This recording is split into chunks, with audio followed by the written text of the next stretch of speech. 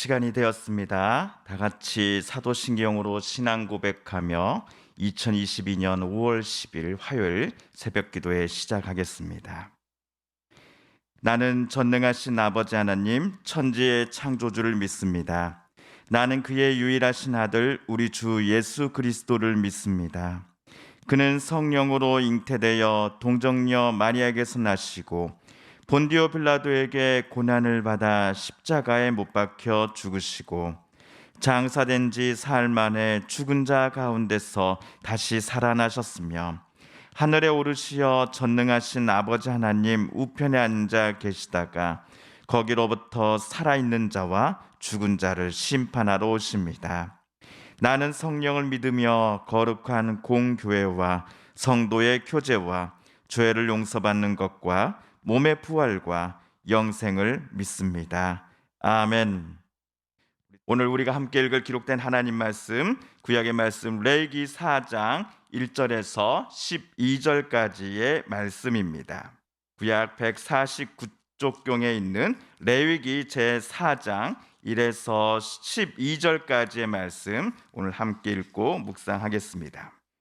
여호와께서 모세에게 말씀하여 이르시되 이스라엘 자손에게 말하여 이르라. 누구든지 여호와의 계명 중 하나라도 그릇 범하였으되 만일 기름 부음을 받은 제사장이 범죄하여 백성의 허물이 되었으면 그가 범한 죄로 말미암아 흠없는 수송아지로 속죄 제물을 삼아 여호와께 드릴지니 그 수송아지를 회막문 여호와 앞으로 끌어다가 그 수송아지의 머리에 안수하고 그것을 여호와 앞에서 잡을 것이요 기름 부음을 받은 제사장은 그 수송아지의 피를 가지고 회막에 들어가서 그 제사장이 손가락에 그 피를 찍어 여호와 앞 곧 성소의 휘장 앞에 7번 뿌릴 것이며 제사장은 또 그 피를 여호와 앞 곧 회막 안 향단 뿔들에 바르고 그 송아지의 피 전부를 회막문 앞 번제단 밑에 쏟을 것이며 또 그 속죄 제물이 된 수송아지의 모든 기름을 떼어낼지니 곧 내장에 덮인 기름과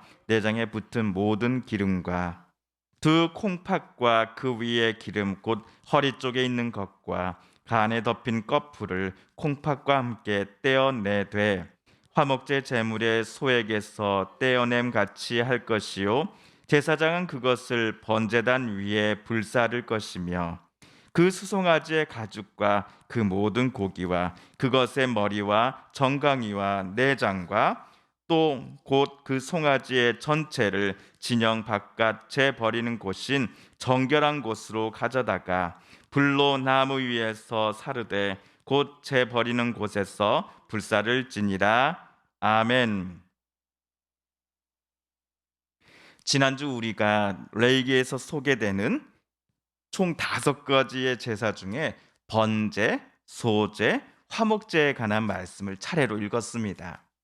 번제, 소제, 화목제는 어떤 제물을 하나님께 올려드리는가라는 점에서 조금씩 차이가 있습니다.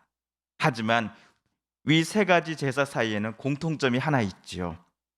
그 공통점이란 3가지 제사 모두 봉헌자가 누가 시켜서가 아니라 자원하는 마음으로 기쁜 마음으로 하나님 앞에 흠없는 가축이나 곡식 또는 음식물 중 일부를 가져와 번제물로 바치는 제사라는 점입니다. 그런데 이 3가지 제사와는 달리 우리가 이번에 읽을 레위기 4장과 5장에서는 의무적으로 강제적으로 드려야 하는 제사가 2가지가 더 나옵니다. 하나는 속죄제요, 다른 하나는 속건제입니다. 자, 그렇다면 이 2 제사 중 먼저 속죄제는 도대체 어떤 때에 그리고 누가 드려야 하는 제사일까요? 오늘 말씀 2절을 쉬운 성경으로 우리 다시 한번 읽어보겠습니다. 우리 화면에 한번 나와 있습니다. 화면에 같이 2절 말씀을 읽어볼까요? 시작. 너는 이스라엘 자손에게 다음과 같이 일러라. 어떤 사람이 실수로 잘못을 저질러 나 주가 하지 말라고 명한 것을 하나라도 어겼으면 다음과 같이 하여야 한다. 이 절은 하나님께서 모세에게 하신 말씀입니다. 하나님께서 모세에게 지시하신 바에 따르면 여호와의 계명 중 하나라도 실수로 아니면 뜻하지 않게 어긴 사람은 누구든지 하나님 앞에 나와 속죄제를 드려야 합니다. 우리가 기도할 때에 알고 지은 죄, 모르고 지은 죄 모두 하나님이 아시오니 하나님 저를 용서해 주십시오라고 하나님께 간구하곤 합니다. 그렇습니다. 오늘 속죄제는 하나님의 말씀과 계명 그리고 하나님의 뜻을 의도하지 않게 뜻하지 않게 어겼을 때 나중에서 내가 한 행동과 말이 하나님의 율법과는 어긋났겠구나. 내가 했던 일들이 하나님의 마음을 아프게 했던 것이었겠구나라고 깨달았을 경우 하나님 앞에 깨닫고 참회하는 즉시 속죄제를 드리라는 것입니다. 내가 죄를 저질렀구나 하는 자각으로 생각함으로 끝나서는 안 된다라는 것이죠. 사실 사람들은 변명하기에 익숙합니다. 자신의 잘못을 인정하는데 인색합니다. 오히려 아무 죄 없는 사람에게 자신의 잘못을 대신 뒤집어 씌우려는 사람도 있습니다. 하지만 혹시라도 내가 죄를 범했을 경우 당장 하나님께 나아가 용서를 구해야 함을 방금 우리가 읽은 속죄제에 관한 내용은 우리에게 말해줍니다. 내가 죄를 저질렀음을 하나님 앞에 두려움과 떨림으로 나아가 자백하면서 하나님 제가 죄인입니다. 하나님 저를 용서해 주시고 정결하게 해 주심을 위해 하나님 앞에 나아가 우리는 기도해야 합니다. 이것이 오늘날 우리가 지켜나가야 할 속죄제의 정신입니다. 오늘 레위기 4장에 소개된 속죄제는 누가 죄를 저질렀는가에 따라 크게 네 단락으로 나눌 수 있습니다. 우리 성경책을 따라서 한번 봐보실까요? 4장 3절에서부터 12절까지는 제사장이 죄를 저질렀을 때 드리는 속죄제의 규례입니다. 다음으로 13절부터 4장 21절까지는 이스라엘 회중이 부지 중에 여호와의 계명을 범했을 경우입니다. 세 번째로 4장 22절부터 26절 단락은 족장이 죄를 범했을 경우, 마지막으로 27절에서 35절까지는 평민 중 한 사람이 실수로 하나님이 명하신 바를 어겼을 경우에 드리는 속죄제의 규례가 설명되어 있습니다. 자, 이들 총 4가지 사례 중 오늘은 제일 첫 번째 사례인 제사장이 드려야 하는 속죄제 규례에 대해 살펴보겠습니다. 우선 3절을 보시면요. 기름 부음을 받은 제사장이 범죄하면 그도 속죄제를 반드시 드려야 합니다. 제사장이라고 하여서 속죄제가 면제되는 게 아닙니다. 제사장의 경우 속죄제물로 무엇을 바쳐야 한다라고 3절엔 적혀져 있지요? 흠없는 수송아지를 바쳐야 한다라고 되어 있습니다.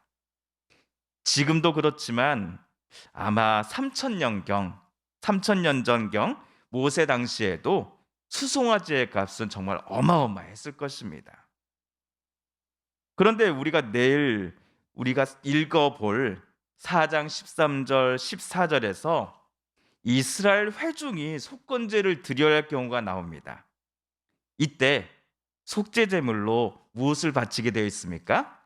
역시 수송아지를 바치게 되어 있습니다. 이스라엘 전체 인구가 잘못을 범했을 때와 오늘 제사장 한 명이 계명을 어겼을 경우 모두 속죄제물이 수송아지로 똑같습니다. 하나님 보시기에 제사장 한 명의 범죄가 이스라엘 공동체에 끼치는 악영향이 매우 크다라고 하나님은 간주하셨기 때문일 것입니다.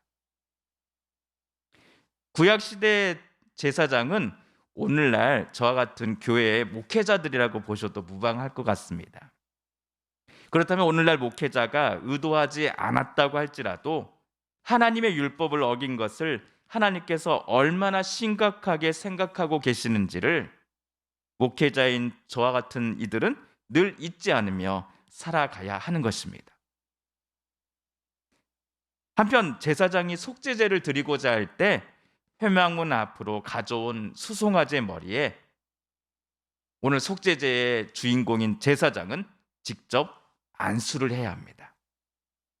앞선 번제, 소제, 화목제 때와는 달리 속죄제 때 봉헌자가 제물의 머리 위에 안수한다 함은 내 죄 때문에 이 소가 나 대신 죽습니다. 이 소가 아닌 실은 죄인인 내가 죽어야 합니다라는 의미를 담아 안수하는 것입니다. 안수 기도가 마치면 그 제사장은 수송아지를 직접 도살해야 됩니다. 그러면 아마도 제사장 중에 최고 제사장인 대제사장이 그 수송아지의 피를 거룩한 그릇에 담아서는 회막 안으로 들고 갑니다. 회막 안에서 지성소, 성소를 구분짓는 휘장이라는 그 막이 있는데요. 그 막 앞에 대제사장이 떡 하고 섭니다. 그는 거룩한 그릇에 담긴 수송아지의 피를 자기 손가락에 찍어서는 휘장에다가 7번 이렇게 뿌립니다. 이스라엘에게 7이라고 하는 숫자는 완전 숫자이지요. 자, 휘장 앞에 피를 7번 뿌린다 함은 거룩하신 하나님 앞에 나아가야 할 때에 피 뿌림이 없이는 결코 죄인인 우리가 그냥 하나님 앞에 나아갈 수 없다라는 것을 상징합니다. 또한 피를 7번 휘장에 뿌림은 하나님 앞에 그 제사장의 죄가 완전히 사함을 입게 되기를 간구하는 행위이기도 합니다. 자, 그런 다음에 대제사장은 휘장 바로 앞에 있는 분향단이라는 기구의 뿔에 수송아지의 피를 발라야 합니다. 분향단이라 하면 우리가 출애굽기 묵상에서 보았듯이 향을 피워놓는 거룩한 기구, 성막 기구 중에 하나이지요. 분향단의 향기는 하나님께 올라가는 기도와 또 감사, 찬양을 상징합니다. 그런데 여기 7절에서 여기 분향단에 속죄 제물의 피를 바른다라는 것은 하나님께 기도와 감사 그리고 찬양을 올려드리기 앞서서 죄를 지은 자가 자기 죄를 고백하며 가축으로서 대신 행하는 자기 희생의 제사가 반드시 먼저 있어야 함을 우리에게 말해줍니다. 봉헌자 또는 예배자는 자기 속에 숨겨놓은 그 악함을 그대로 놔두고서는 절대로 하나님 앞에 나아갈 수 없다라는 사실을 오늘 우리는 말씀을 통해 깨닫게 됩니다.